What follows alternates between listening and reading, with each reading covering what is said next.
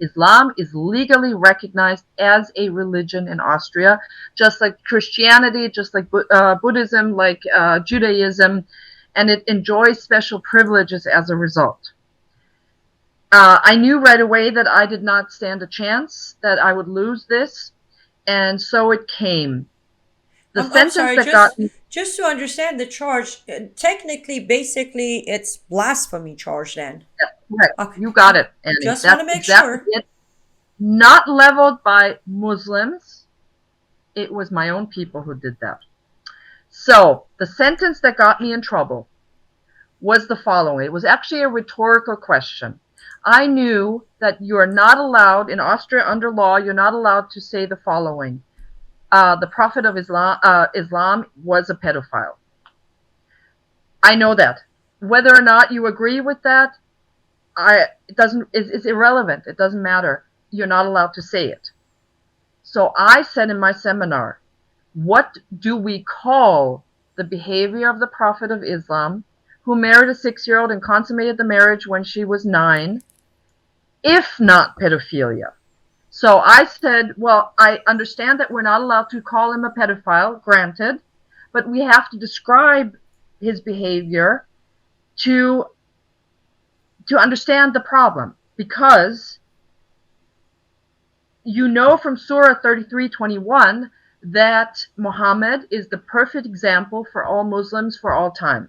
Everybody who's a devout Muslim has to emulate Muhammad's behavior, and that includes marrying young girl and consummating the marriage when they're at a certain age. Now that leads to all sorts of complications, not least that many girls die during their first sexual intercourse. They bleed to death. And I did not want this to happen in Europe. I don't want this to happen anywhere, because I feel for these girls. They are chattel, they are victims, and this behavior must not happen. So I said, what do we call this if not pedophilia? The judge then said, you cannot say that, because Muhammad was not a pedophile, because Aisha stayed with him until she was 18, until he died. So it's not pedophilia. And anyway, there were many marriages between children during the Middle Ages in European monarchies, which is completely false, because they were marriages between children, a young boy and a young girl. There wasn't any consummation of marriage happening. This was in Muhammad's case, in Aisha's case, it's a young girl and an old man. So that got me in trouble. I was fined 480 euros, which doesn't sound like a lot, but it was calculated in day fines, and I received 1/3 of the maximum sentence, which translated into 120 day fines. Because I lost my job, they had to reduce to the minimum day fine, which is 4 euros a day. So 120 day fines times 4 is 480. If I had had a job at the time, it could have been up to 100, 500 euros day fine, and then you do the math. 120 times 100 is a lot of money. I cannot help but to think I truly wish I could be your lawyer in that courtroom. And the reason I'll say that is, okay, Mohammed and Aisha, fine.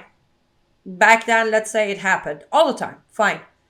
But I would most definitely in that courtroom, I would use two surahs in two chapters from the Quran, being chapter 4, verse 3 and chapter 65, verse 4. On chapter 4, verse 3, Allah says, if you fall in love with an orphan is an underage girl, that you are a guardian of, based on her wealth or beauty, if you can afford her, have her. If you can't, then go have another woman of your standard, 1, 2, 3, or 4.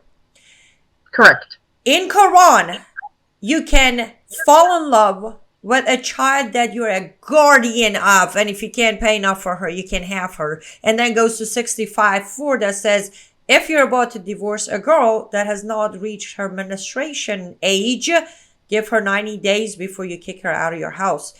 You gotta have to Mm-hmm. marry someone in order to divorce someone. So it doesn't matter Mm-hmm. when Muhammad did what Muhammad did, if other countries did it or not. The point is, this book is being taught in every single country.